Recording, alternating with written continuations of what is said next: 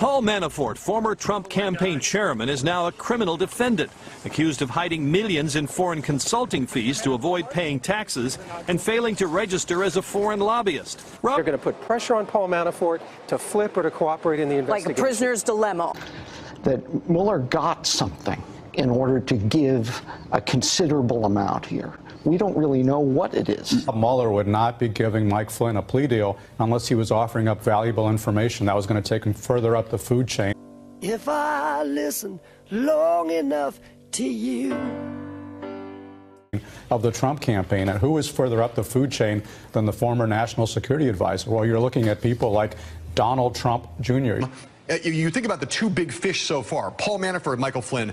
Manafort is a guppy compared to Michael Flynn in terms of what he can do for this investigation, and this interview with Kushner just amplifies and clarifies the extent to which that's true. So, Philip, we've heard the big fish theory. Higher up in the food chain than General Flynn. That would imply the president, the vice president, perhaps the attorney general, members of President Trump's family. That is a classic move by prosecutors in any case, not just a case like this, where you try to get someone to plead to something smaller, get them to help you cooperate to get the potentially bigger fish, so that in exchange for that, they can get his full, his honest, his open testimony and accounting and help with regard to much bigger fish here. It all is coming together, so to speak. The Russian collusion and obstruction. Basically offering Paul Manafort some opportunity to testify to get a lower prison sentence. Is there something you believe Paul Manafort would be able to reveal about Donald Trump's relationship to Russians? Absolutely. I mean, Manafort is an absolutely key figure in all this. And if you look at what he was doing in Ukraine, it was essentially a dry run for the 2016 operation in our election. And he was hired by he was representing President Viktor Yanukovych, who is essentially a Putin puppet. He fled. He's been declared a traitor to Ukraine and fled to Moscow. And Manafort put him in power essentially to sustain relationships that allowed the Russian mafia to skim lots of money from the Ukraine energy trade. Here, Kate, obviously a stunning development. This is the answer that we've been looking for to a question of whether or not this agreement, whether or not this plea would mean Paul Manafort would cooperate. And here we have it just moments ago. Obviously, what that agreement entails, we don't know. This is the 8th person convicted or pleading guilty in Robert Mueller's investigation of Russian interference in the election. Robert Mueller is now batting 1,000 in terms of convictions and guilty pleas from everybody who he has pursued in court. Robert Mueller and his team are undefeated against the Trump team. We have been reporting for the last couple of days that there were signs, right? And there were anonymously sourced reports that the president's campaign chairman was himself starting to talk to prosecutors about pleading guilty and paying. The largest stake here is the prospect that the president's own fate, the president's own liability, might be significantly jeopardized by what's going on with Manafort. That Manafort, in an effort to try to lessen his own jeopardy, his own prison time, might finally decide to cooperate with the special counsel's office in their ongoing investigation of Russian interference in the presidential election and any potential role in that interference by the president and his campaign. Judy, as you were saying, it is correct, and the president has long said that Mr. Manafort's case was not about Russia, but in some ways it is absolutely about Russia. None of these charges had to do with largely his time working on the campaign. The belief is that Robert Mueller thinks that Paul Manafort has some information that he wants for his larger investigation, and that by prosecuting Paul Manafort and getting these guilty pleas, he might be able to turn him or extract that information out. Now, it's important to say we have no idea whether Paul Manafort has any relevant information. We know he was on the campaign during the early stages. He was there at that infamous Trump Tower meeting, but we just don't know what information is there. But that's the $64,000 question, is what does he have, and is this an attempt to try to squeeze him to get that information out? But if you are Robert Mueller and you were trying to get to the bottom of what happened, do you think you are any closer as a result of the Manafort jury verdicts? I don't know that you're any closer in terms of what we've learned as a consequence of this trial. I think it's a vindication for the special counsel and his team to have obtained these verdicts, even if it wasn't on all of the charges. This is not the movie. We all know this is not the movie. We all know these cases that have been brought thus far by Mr. Mueller are not the Russian collusion cases. But guess what? The movie's coming. And the movie will be when Mr. Mueller makes that decision whether to issue a report that ultimately will be released to Congress about his findings or drop a great big conspiracy indictment on everybody who may have participated in a conspiracy with Russia to undermine our presidential elections and obstructed by perhaps covering it up. That will be the movie. All of these other things are just the previews of things to come. Paul Manafort must have blockbuster information. He's provided it to the special counsel, and now we have to wait for the next very large shoe to drop.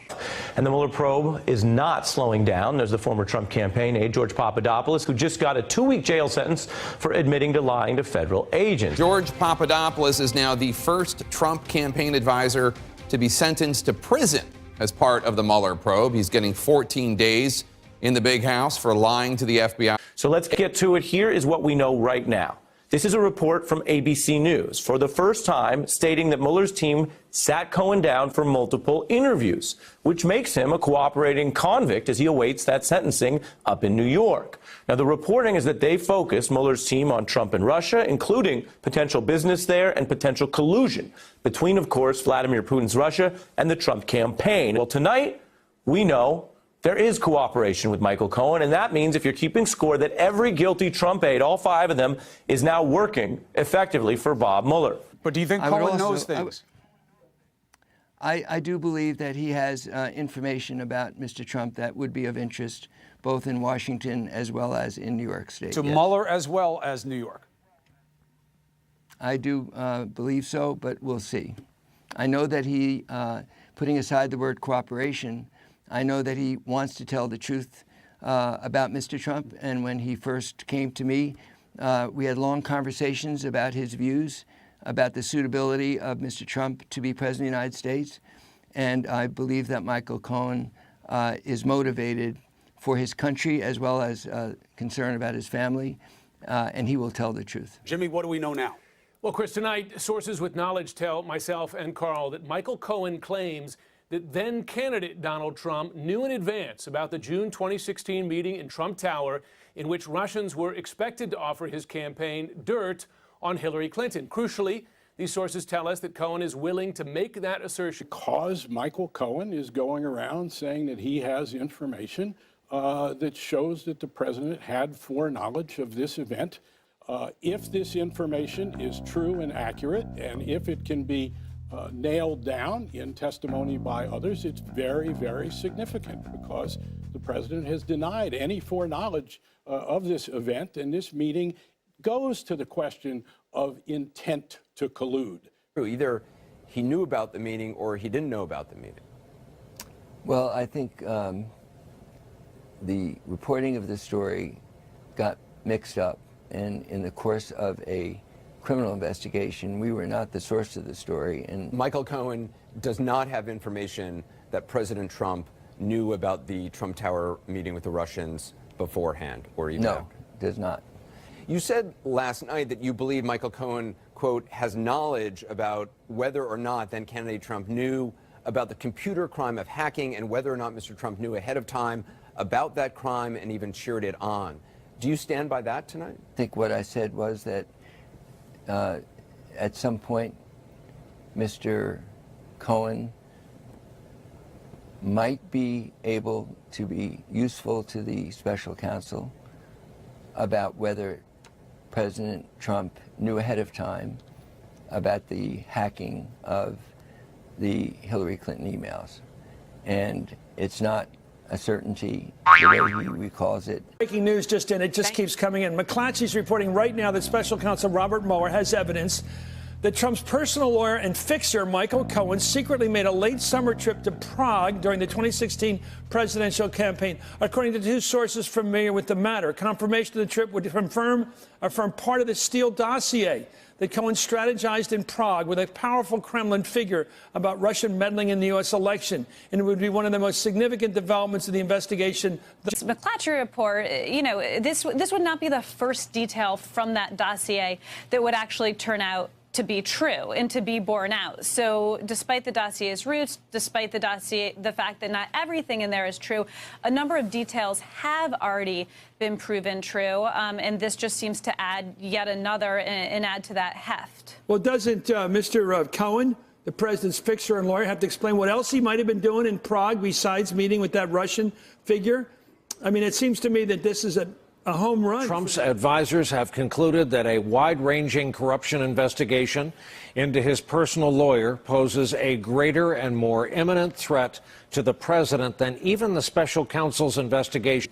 And maybe we'll find out a whole lot more about how the Trump organization ran. We'll be able to correlate that with foreign policy moves. Michael Cohen really is, as others have said, I think potentially the most dangerous witness against Donald Trump. The U.S. Senate Intelligence Committee has sent a letter to the Ecuadorian embassy in London, where, as we all know, the WikiLeaks publisher has been holed up for the last 6 years. This letter is addressed to Julian Assange, basically calling upon him to testify in what is being described as a closed interview at a mutually convenient time and location. Or Julian Assange's legal team already react to this letter, saying they would be open to this kind of testimony, but it must conform to a high ethical standard. So we'll be keeping an eye on when exactly this happens and whether or not some kind of information comes out of what is discussed.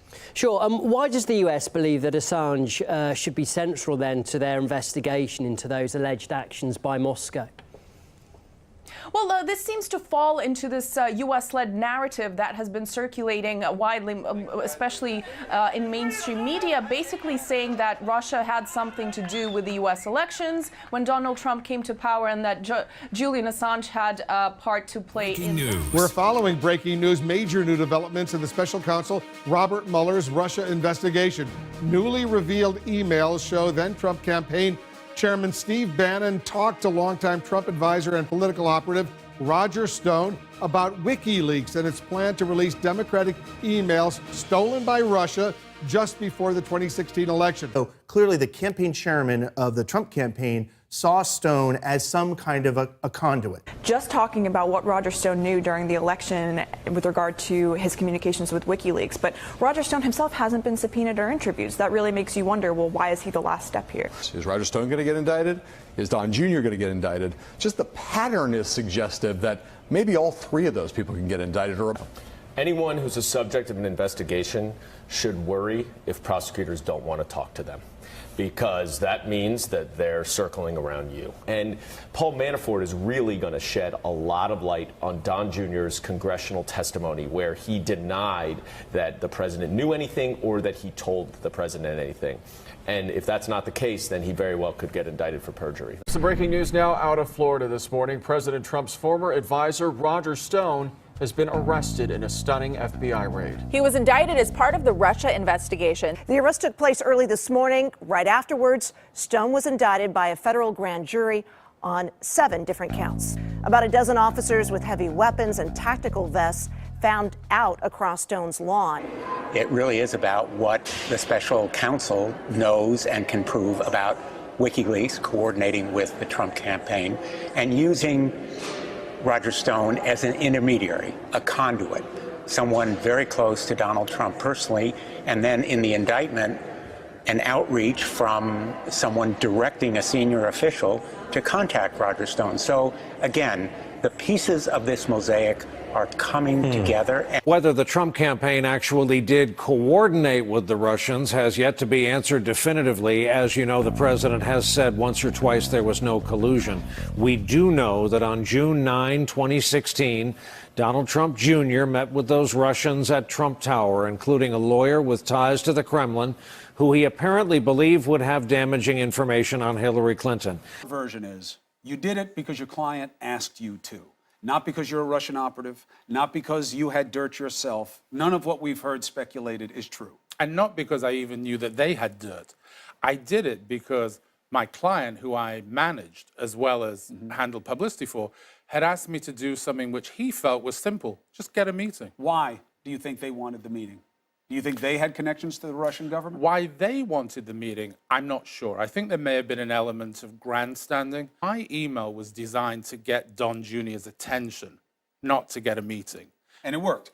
So I've always believed this was a classic bait and switch, but people were quick to dismiss the switch. I believe the switch is as important as the bait. Magnitsky, as I've learned, is a hugely important thing. The very people that she talked about who were doing this illegal funding to Democrats were the Ziff brothers and Bill Browder. Right. If I'm not mistaken, they are the architects of the Magnitsky Act. So it's all connected in some way, that it was a bait and switch, but it's hugely important. That's what the attorneys seem to be giving them. We are now midway through the president's term and nearing what could be a critical point in the Russia investigation as this existential crisis in the Trump administration now truly does threaten the existence of the Trump presidency. Robert Mueller has spent the last 18 months trying to establish any links between the Trump campaign and Russia's interference in our presidential election. Useful to remember and note, 32 people have been charged. 4 ex-Trump aides have pleaded guilty. 1 has been convicted. Today, Papadopoulos turned himself into a minimum security camp adjacent to the federal prison in Oxford, Wisconsin, to begin serving a 14-day sentence for lying to the FBI about his Russia-linked contacts. Essentially, their recommendation about how much jail time he should receive based on the gravity of his crime and the usefulness of his cooperation. And while Papadopoulos checking into federal prison today for a 2-week stay signals that his role in the Russia investigation is likely at an end, tonight we learned game-changing new details about the cooperation of his boss during the 2016 campaign, Trump campaign chairman Paul Manafort. Paul Manafort has already provided and will continue to provide valuable information to the special prosecutor. And perhaps in retrospect, we should have seen this coming. Earlier this month, we got this report from ABC News detailing rising tension between Mueller's team and Manafort over his level of cooperation. As ABC reported at the time, Mueller's team is, quote, not getting what they want, said one source, saying that Manafort has breached the cooperation agreement that he signed with Mueller's prosecutors in September by repeatedly lying to federal investigators. Here, what do we make of this Manafort thing falling apart? I did think he was going to be a major witness. He may have credibility problems up the kazoo, but here he is lying his way right through the latest. Well, just as they're dotting the I's on this thing, he's lying to the FBI, lying to Mueller's people. I don't know why a guy would lie at this point. Who's he covering for? And now the government has lost a cooperator who had potential value to them. It very well could just be that Paul Manafort was unwilling to admit to additional crimes, perhaps related to the campaign and to Russia, that we know were under investigation, and that ultimately Bob Mueller just had enough and said, if you're not going to be truthful, you're not getting your cooperation agreement. It felt to many, including me, like Paul Manafort would help Bob Mueller get to the bottom of whatever happened. You need a cooperating witness to know what conversations went on. And I think this is a real blow to the special counsel not to be able to get that information and use it through Paul Manafort.